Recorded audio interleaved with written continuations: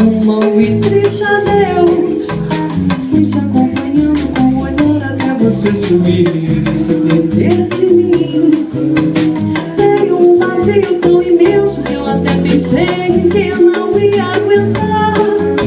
Nunca tinha achado que você um dia querer partir e me deixar. Como eu me virei eu já nem sei. Fui levando, enfim me levantei. Hoje eu estou bem e já nem penso no que um dia foi. A dor do meu peito já parou e até encontrei um grande novo amor. Vejo agora que você está bem, que a vida segue, o que passou, passou. Mesmo a estranheza desse encontro, um nó na garganta e um certo mal-estar não impede a gente de sorrir, de se olhar nos olhos e constatar que se a gente ainda se quer bem, não se guarda mágoa de ninguém. O amor se foi, o coração da gente serenou. Então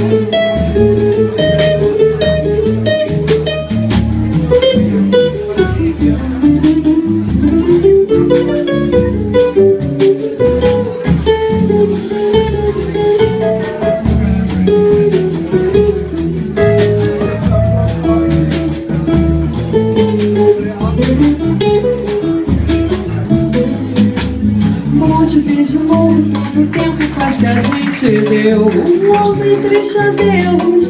Eu fui te acompanhando com o olhar até você sumir e se perder de mim. Veio um vazio tão imenso que eu até pensei que não ia aguentar.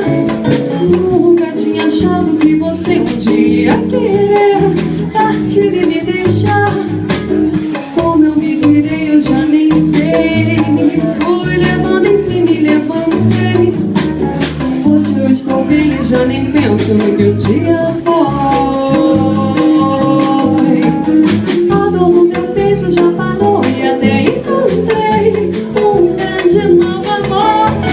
Veja agora que você está bem, que a vida segue, o que passou, passou. Mesmo a estranheza desse encontro, nó na garganta e um certo mal-estar não impede a gente de sorrir, de se olhar nos olhos e constatar que se a gente ainda se quer bem, não se guarda mágoa de ninguém. O amor se foi, o coração da gente serenou. Se a gente ainda se quer bem e não se guarda mágoa de ninguém, o amor se foi, o coração da gente serenou.